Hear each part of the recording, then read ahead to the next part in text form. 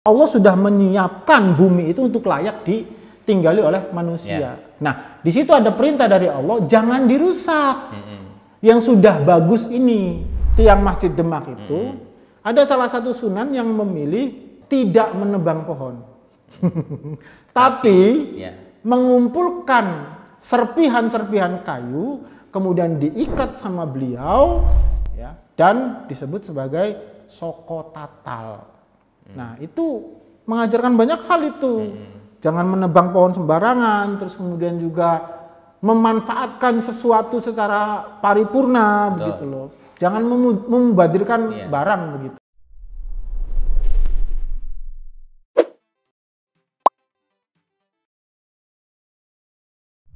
Assalamualaikum warahmatullahi wabarakatuh. Waalaikumsalam warahmatullahi wabarakatuh. Kembali lagi bersama kami di Islami Talk. Saat ini kita kedatangan Ustadz Ges Ibnu Saroji jauh-jauh dari Subang ya Ustadz ya. Gimana perjalanannya Ustadz? Alhamdulillah. Lancar ya, nggak ada macet-macet ya? Alhamdulillah nggak ada. Hujan-hujan? Ya kalau hujan ada, cuman ya kita kan berada di dalam mobil jadi relatif aman. Nggak ada longsor-longsor juga ya? Alhamdulillah nggak ada, aman. Nah itu akan kita bahas nanti ya. Jadi kita saat ini mungkin sering ya Ustadz ya, banjir, longsor. Nah kita sebagai orang Islam itu seharusnya gimana sih menanggapi musibah-musibah yang terjadi itu? Jangan-jangan kita perlu introspeksi bahwa selama ini musibah-musibah itu karena kita sering dosa, biasanya katanya seperti itu Ustadz. Bener nggak seperti itu? Ya, jadi di dalam Quran surat Ar-Rum ayat 41 itu kan dijelaskan doharul fasadu fil barri wal bahri bima kasabat aydin nas. Telah nampak kerusakan di muka bumi, baik itu di darat maupun di laut, disebabkan oleh kelakuan manusia. Kemudian para ulama itu berbeda pendapat, tapi jangan dijadikan masalah nih perbedaan pendapatnya. Kita terima aja perbedaan pendapat itu dua-duanya. Ya kita pilih aja lah ya. Ya, kalau dari tafsir Ibnu Katsir dikatakan bahwa kerusakan yang dimaksud itu adalah manusianya banyak maksiat. Nah, sehingga dalam tanda kutip bisa dikatakan bumi murka lah kepada kemaksiatan yang dilakukan oleh manusia itu. Tetapi di sisi lain, ya, pada tafsir Al-Qurtubi misalkan disebutkan bahwa kerusakan yang dimaksud itu lebih kepada tindakan pengerusakan lingkungan yang dilakukan oleh manusia. Seperti di situ disebutkan oleh tafsir Qurtubi, diantaranya adalah bumi digersangkan oleh manusia.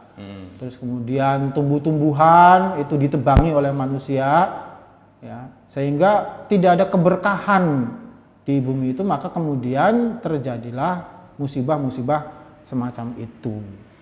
Nah, ngomongin yang tadi yang pendapat pertama terkait maksiat itu, Ustaz, apakah maksiat itu hanya sekedar kita tidak sholat, kita tidak zakat, kita ada melanggar syariat bahasanya? Apakah maksiat itu hanya sekedar itu atau sebenarnya merusak lingkungan itu juga bagian dari maksiat? Ya, jadi kata maksiat itu kan tidak bisa dilepaskan dari kata zalim atau zolim. Zolim itu kan lawannya adil. Adil kita maknai sebagai menempatkan sesuatu pada tempatnya. Zolim kita maknai sebagai menempatkan sesuatu tidak pada tempatnya. Nah, kezaliman itu sama dengan kemaksiatan. Contoh misalkan begini yang paling simpel. Sendal itu ditaruhnya di bawah kaki. Jangan kemudian dengan alasan satu dan lain hal kemudian ditingkatkan derajatnya sendal itu ditaruh di atas kepala. Itu namanya zolim. Kamu maksiat kalau melakukan itu. Itu contoh simpel-simpelannya. Contoh yang lebih luasnya bahwa manusia ini diciptakan oleh Allah. Allah sudah memerintahkan kita untuk beribadah. Kok kita tidak ibadah? Kok kita nggak sholat padahal sudah diperintahkan? Kok kita nggak puasa padahal sudah diperintahkan? Nah itu namanya maksiat. Nah tetapi harus diingat nih bahwa perintah Allah itu bukan cuman dalam bab ibadah saja. Seperti misalkan penghambaan, sholat, zakat, puasa dan lain sebagainya. Ada juga ibadah yang di situ memuat pesan-pesan untuk menjaga kestabilan lingkungan. Maka di dalam Al-Quran, misalkan di dalam surat Al-A'raf ayat 65 itu kan disebutkan wala tufsidu fil ardi ba'da islahiha. Nah, ulama itu menafsiri begini. Sebelum diturunkan Nabi Adam, Allah itu sudah menyiapkan bumi ini. Di situ ada gunung, di situ ada tumbuh-tumbuhan dan lain sebagainya agar kemudian menjadi layak untuk ditinggali oleh manusia. Secara apa itu? Secara ekosistem, secara lingkungan, secara ekologi. Ya. Meskipun saya memang tidak berhak untuk berbicara ekologi karena saya bukan pakarnya. Tetapi yang pasti bahwa Allah sudah menyiapkan bumi itu untuk layak ditinggali oleh manusia. Nah, di situ ada perintah dari Allah, jangan dirusak. Yang sudah bagus ini. Nah, maka karena ini adalah kata larangan kan itu wala tufsidu, jangan kau rusak. Nah, di dalam kaidah usul fikih itu kan disebutkan bahwa setiap larangan itu berarti perintah untuk melaksanakan kebalikannya. Larangan untuk zina itu berarti perintah untuk nikah kan? Kan begitu. Nah, larangan untuk merusak bumi itu berarti perintah untuk menjaga bumi. Apa maksudnya menjaga bumi? Yang menjaga lingkungannya. Nah, maka kemudian dikonsepkan nih oleh para ulama apa yang disebut sebagai fiqhul bi'ah. Udah, Anda nggak usah ngomongin golongan. Karena semua golongan, semua organisasi udah ngomongin nih. Nah, by the way, kalau misalkan ente itu adalah orang NU, dulu ada namanya Kiai Haji Ali Yafi. Salah satu Rois. Surya PBNU. Ya, pada saat itu beliau pernah menulis buku namanya Fikih Lingkungan. Nah, kalau ente misalkan ente ini merasa sebagai seorang Muhammadiyah, lihat di Google, di jurnal-jurnalnya yang dikeluarkan oleh Muhammadiyah, kebanyakan sekarang ngomongin fiqhul bi'ah semua, ngomongin soal fikih lingkungan semua. Jadi memang kesadaran umat Islam itu ini harus ditingkatkan ya, untuk lebih memahami lagi bahwa perlu sekali kita melaksanakan fikih lingkungan dalam rangka untuk menjaga kestabilan lingkungan kita. Ya. Lalu seperti ini Ustadz, kalau ada misalnya orang yang mau menjaga lingkungan gitu ya, misalnya pengen buang sampah ya di tempatnya, nggak hanya itulah, yang lain misalnya juga. Tetapi kadang orang itu melihat bahwa hal-hal itu bukan bagian dari agama, karena dianggap menurut mereka tidak ada dalilnya dalam agama. Nah, apakah bisa orang yang menjaga lingkungan itu sama juga atau mendapatkan pahala juga sebagaimana kita melaksanakan anjuran-anjuran atau perintah Allah yang lain? Kalau tadi disebutkan kan kalau maksiat itu kan artinya melanggar perintah Allah. Tadi juga sudah jelaskan kalau Allah itu menyuruh kita untuk menjaga bumi gitu ya, tidak boleh dirusak. Nah, sekarang pertanyaan selanjutnya apa? Kalau kita menjaga bumi, apa ada pahalanya atau tidak? Sangat ada dan sangat besar. Dan lagi biasanya ada pertanyaan lagi, pahalanya berapa? Biasanya orang Islam itu harus ketahuan, sholat, pahalanya jelas ya 27 derajat. Kalau dilakukan secara berjamaah. Secara berjamaah. Makanya orang berbondong-bondong. Nah, apakah pahalanya besar sebagaimana pahala sholat atau bisa jadi pahalanya melebihi pahala sholat?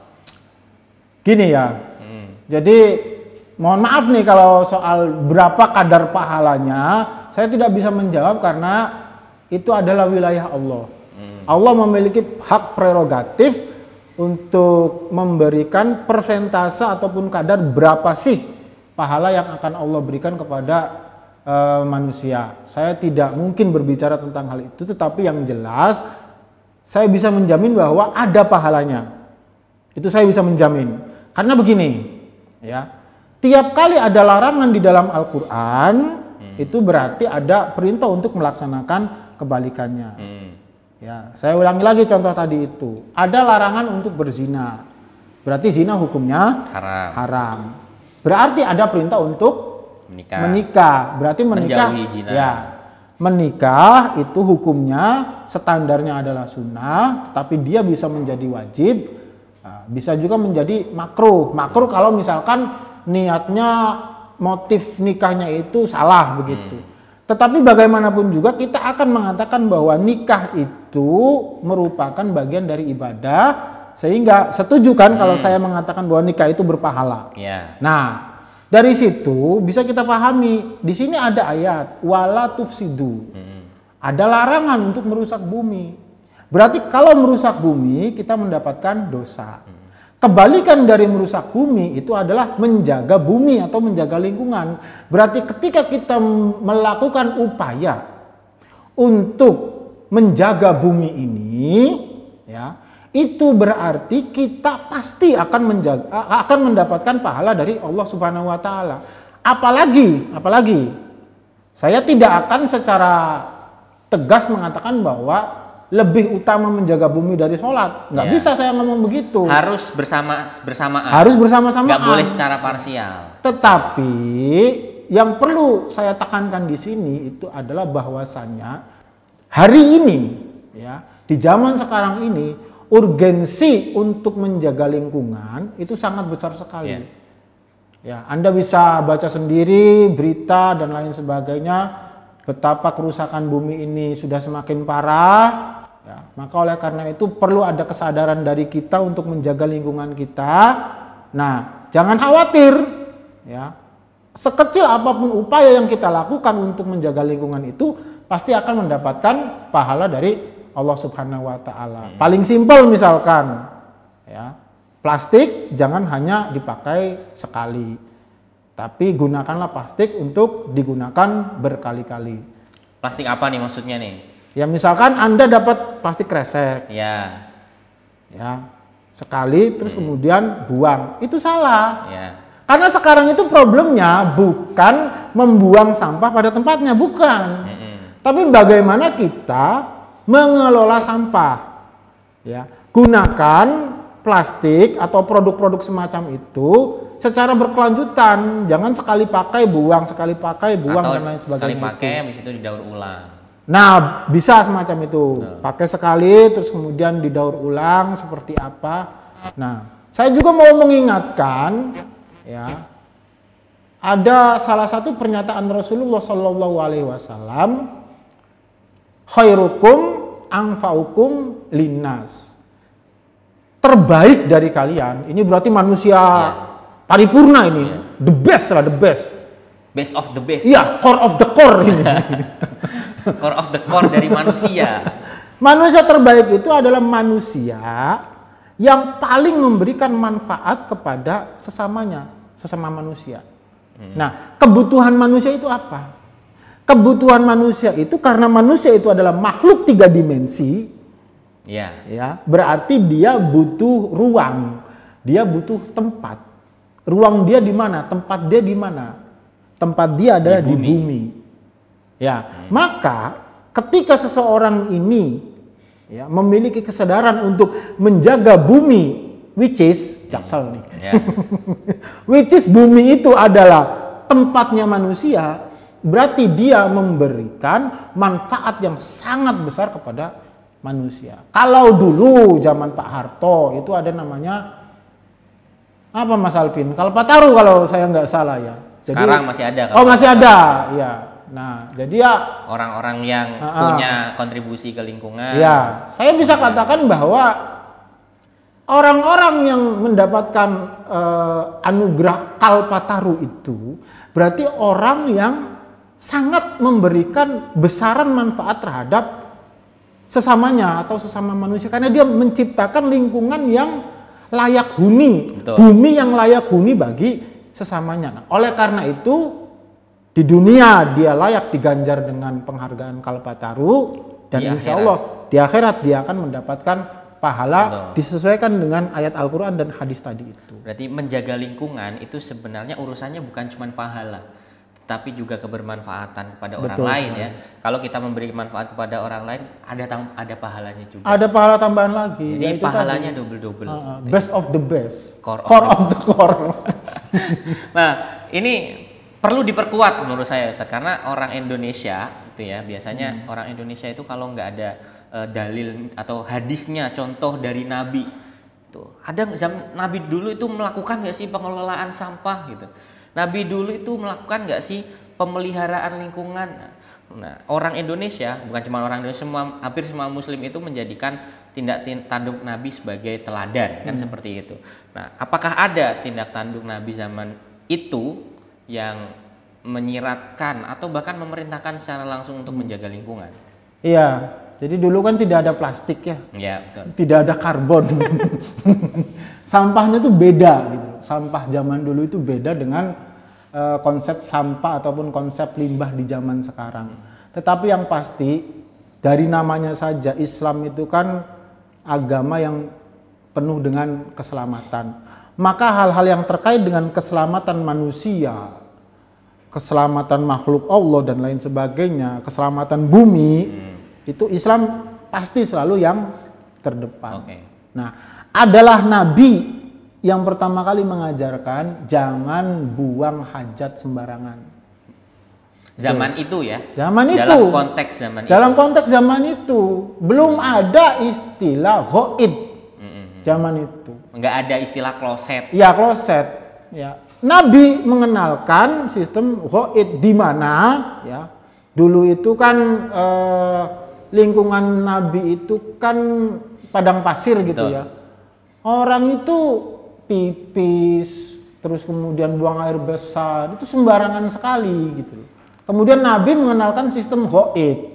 Jadi pakai kloset. Atau setidaknya kalau kamu membuang hajat, maka kemudian kamu buat dulu lubang. Betul. Terus kemudian nanti kamu buang hajat di situ dan kamu tutupi dengan pasir. Gitu. Dan juga ada beberapa larangan-larangan. Misalnya Betul. nggak boleh buang hajat di air yang tenang. Ya, air yang tenang. Nanti terus baunya, kemudian juga gitu ya. jangan buang hajat di bawah pepohonan. pohon. Ya, di pepohonan yang pohonnya itu berbuah. Betul. Terus jangan buang hajat di lubang hewan. Betul. Nah, ada dicatak kamu nanti. ada lubang ular, kobra, kencingin.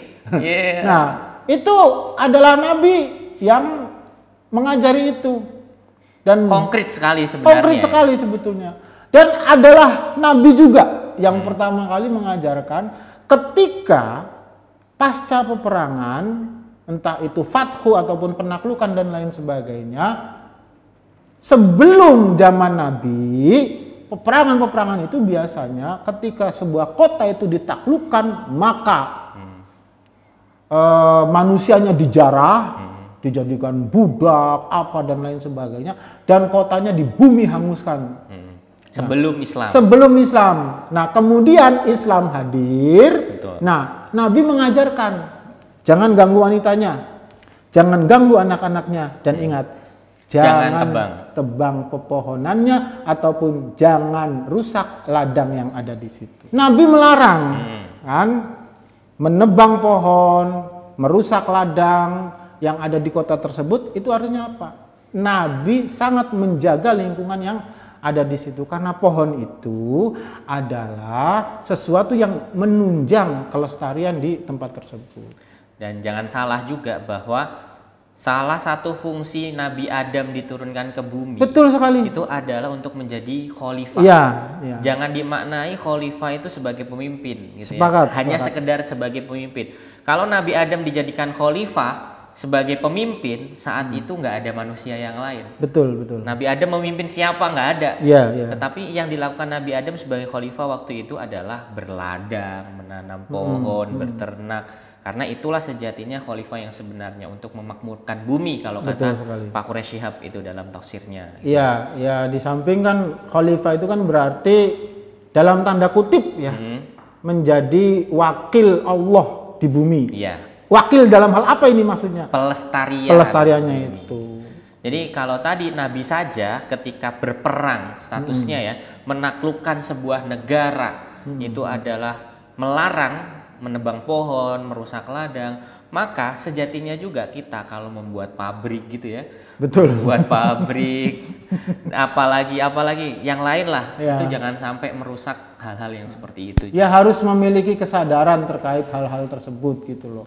Limbahnya, kemudian jangan sampai ada yang tersakiti dan lain sebagainya itu. Bahkan kalau cerita-cerita wali zaman dulu juga pernah ada gitu ya. Iya. Nah, kembali lagi ke soal tetumbuhan pohon dan lain sebagainya. Banyak sekali Anda temukan di dalam Al-Quran itu bahwa dedaunan, pepohonan itu bertasbih kepada Allah Subhanahu wa taala. Anda bisa memaknainya dengan dua cara. Ya. Cara pertama Anda memaknainya itu memang mereka bertasbih. Betul. Dengan cara mereka yang kita tidak pahami. Ya. Ya.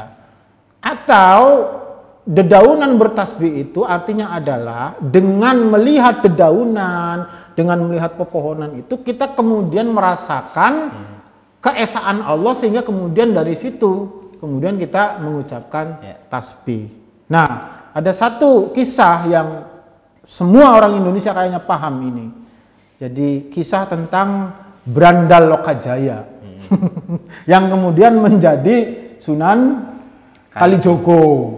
Nah, Sunan Kalijogo waktu masih menjadi Brandal Lokajaya, nah itu kan ada Sunan Bonang lewat, nah kemudian bawa tongkat ini emasnya, mau dibegal. Mau dibegal, terus kemudian mengatakan bahwa saya tidak punya apa-apa, nah, itu kan dijatuhkan Sunan Bonang.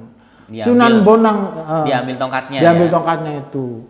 Sunan Bonang jatuh, beliau cari pegangan kena rumput, ya, rumputnya tercabut. Sunan Bonang menangis. Nah, di situ diolok-olok oleh Brandal Lokajaya. Kamu begitu saja menangis. Padahal sesungguhnya yang ditangisi oleh Sunan Bonang itu bukan jatuhnya dia, bukan. Tapi tercerabutnya rumput dari biduni manfaatin. Tanpa manfaat. Ya. Jadi tercabut secara sia-sia. Artinya bagaimana? Ya. Si rerumputan yang seharusnya bisa bertasbih itu kemudian tidak bisa lagi bertasbih akibat dicabut oleh Sunan Bonang itu. Nah, ini berarti sebuah pelajaran yang sangat besar khususnya bagi kita orang Indonesia dari kisah tersebut, bahwa ya memang ulama-ulama para wali zaman dulu pun itu sangat menghargai terhadap pertumbuhan itu. Bahkan ya ada sebuah kisah fenomenal di mana saking menjaga lingkungannya, sampai-sampai salah satu sunan ketika diminta untuk menyumbangkan soko untuk pembangunan tiang Masjid Demak itu, ada salah satu sunan yang memilih tidak menebang pohon, tapi mengumpulkan serpihan-serpihan kayu, kemudian diikat sama beliau, ya, dan disebut sebagai soko tatal. Nah, itu mengajarkan banyak hal itu. Jangan menebang pohon sembarangan, terus kemudian juga memanfaatkan sesuatu secara paripurna. Betul. Begitu loh. Jangan membadirkan barang begitu. Kalau ada yang bisa dimanfaatkan, jangan menebang pohon lagi. Ya, betul gitu. Itu karena tadi ajaran-ajaran wali-wali Allah gitu ya, ulama-ulama kita itu selalu mengajarkan untuk tidak asal menebang pohon, karena itu kaitannya dengan kita. Dan mungkin orang yang perlu tahu bahwa selama ini kita itu sebenarnya nggak bisa hidup tanpa pohon. Betul. Kalau nggak ada pohon kita nggak bisa bernapas, nggak ada oksigen, kan seperti itu ya. Dan itu juga kadang sering orang tidak paham adalah bahwa itu juga bagian dari ajaran agama. Ya. Bahkan saya amati ini Ustadz, nggak tahu Ustadz juga seperti itu atau enggak ya. Saat khutbah Jumat, kita nggak pernah mendengar khutbah Jumat tentang lingkungan. Padahal itu berkaitan dengan hidup mati kita. Ya. Betul sekali. Kalau seringnya itu bahas akidah, bahas penistaan agama gitu ya di khutbah. Tapi nggak pernah saya mendengar ada khutbah tentang lingkungan. Betul. Kalau Ustadz sendiri gimana? Ya memang untuk mimbar khutbah Jumat itu ya saya rasa memang perlu digalakkan sekali untuk berbicara tentang fikul bi'ah atau fikih lingkungan itu. Membangkitkan kesadaran masyarakat tentang pentingnya menjaga lingkungan kita. Nah, optimisme saya itu terbentuk begini Mas Alvin. Sudah banyak sekali pesantren-pesantren yang di pesantrennya itu mengajarkan hal-hal yang terkait fikih lingkungan itu. Lebih ke praktek langsung. Jadi nggak usah banyak teori, basa-basi dan lain sebagainya. Biasanya prakteknya itu begini. Jadi bikin peternakan sekaligus pertanian tanpa ada sisa. Caranya itu misalkan ya. Jadi bikin ternak, ya terserah ternaknya apa, bisa lele, bisa apa dan lain sebagainya. Lah nanti dari ternaknya itu kan kotoran ikannya itu atau sisa pakan ikannya nggak kemakan itu kan mengendap di dasar tuh. Nah, yang mengendap di dasar itu kemudian dialirkan ke tanaman-tanaman atau tumbuhan-tumbuhan hidroponik. Nah, jadi kemudian ini sama sekali tidak ada sisa, tidak ada limbah dari usaha peternakan dan perkebunan itu. Dan bisa langsung itu kalau kita main ke pesantren tersebut, jadi di situ kita bakar ikan, di situ kita sudah bisa ngambil sayurannya. Nah, di pesantren-pesantren itu kesadaran semacam itu sudah terbentuk, termasuk terkait dengan daur ulang sampah. Jadi plastik-plastik yang dihasilkan oleh santri itu, misalkan santri jajan apa, kemudian terkumpul plastiknya, ada yang kemudian dibuat menjadi tas, kerajinan-kerajinan dan lain sebagainya itu. Nah, optimisme saya terbentuk dari sudah ada banyak sekali pesantren-pesantren yang melakukan hal itu. Cuman memang masih butuh upaya dari kita ya untuk memviralkan hal ini. Agar kemudian ini menjadi tersebar di seluruh lapisan masyarakat di Indonesia, ya bisa lewat mimbar pengajian-pengajian umum, pengajian maulid, pengajian muharraman, Isra Mi'raj dan lain sebagainya, termasuk juga di mimbar-mimbar khutbah Jumat. Memang ini sangat perlu sekali untuk diviralkan. Gitu. Nah, kembali lagi ke ngomongin pahala tadi, saya itu teringat ngomong salah satu hadis Nabi yang bunyinya seperti ini kalau kita bahasa Indonesia kan. Siapa yang menanam pohon, lalu pohon itu dimakan oleh burung, maka dia akan mendapatkan pahala itu setiap hari. Jadi kalau kita menanam pohon, ada pohon biji-bijian, bijian itu setiap hari dipakai, dimakan oleh burung, dipakai untuk rumah-rumahannya burung, maka tanpa kita mencari pahala yang lain gitu ya, selain pahala wajib ya, itu kita secara otomatis setiap hari kita dapat pahala. Itu istilahnya sodakoh sir. Betul. Sodakoh tanpa dipamerkan, tapi tiba-tiba pahalanya melimpah terus menerus. Ini salah satu sodako yang sangat dianjurkan oleh Imam Al-Ghazali di dalam kitab Ihya Ulumuddin. Ya, jadi sudah mah kita mendapatkan pahala karena kita sodako sir terhadap burung-burung yang kemudian memakan buah-buahan dari pohon yang kita tanam itu, ditambah lagi kita mendapatkan pahala karena kita sudah sodako oksigen. Betul. Untuk orang-orang yang ada untuk orang-orang yang ada di sekeliling kita. Jadi kalau selama ini kita ngeluh ya, kok panas, tapi kita nggak mau menanam pohon, yaitu yang salah ya kita sebenarnya. Jadi kita selain sebagai seorang muslim mengamalkan ajaran-ajaran Nabi dan ajaran-ajaran Islam, kita juga harus tahu dan peka gitu ya, bahwa kita juga punya kebutuhan itu. Gitu. Dan saya rasa harus segera Mas Alvin. Besok kita lakukan. Ya, karena begini Mas Alvin ya. Jadi ada yang diistilahkan sebagai gap antar generasi. Dan ini bisa bahaya, bisa menjadi konflik. Ya, karena begini. Kemarin narasi itu bikin satu liputan ya, di mana anak muda yang sudah memiliki kesadaran lingkungan itu marahnya ke siapa coba? Ke generasi tua. Kenapa? Lu yang rusak lingkungan, gue yang nyebokin. Nah, dan itu tergambar, salah satu contohnya adalah viralnya ketika Greta Thunberg, anak umur berapa itu masih belasan, tatapan wajahnya ke Donald Trump itu kayak gimana? Greta itu mewakili anak muda, Donald Trump itu kan mewakili generasi tua. Dia menatap Donald Trump itu kan seolah-olah begitu bencinya. Itu di pertemuan pertama. Di pertemuan berikutnya, sampai-sampai Greta Thunberg itu bilang bla bla bla bla bla bla. Saking tidak percayanya dengan konsep apapun yang ditawarkan oleh generasi tua. Nah ini Kalau penyelamatan lingkungan ini tidak segera kita lakukan, saya khawatir antar sesama manusia sendiri itu pun kemudian terjadi konflik, saling menyalahkan antar generasi, siapa yang paling bertanggung jawab terhadap lingkungan itu. Maka ya mulai sekarang sih saya rasa kita harus berupaya melakukan hal-hal yang bisa menjaga lingkungan itu. Oke. Terakhir mungkin Ustadz, apa pesan-pesan Ustadz guys sebagai seorang dai kepada seluruh muslim yang menonton video ini, mungkin juga punya konsen nih di lingkungan, apa mungkin hal-hal terkecil yang bisa dilakukan saat ini untuk menyelamatkan lingkungan, dan yang paling penting juga mereka menjalankan dan mengamalkan ajaran-ajaran Islam.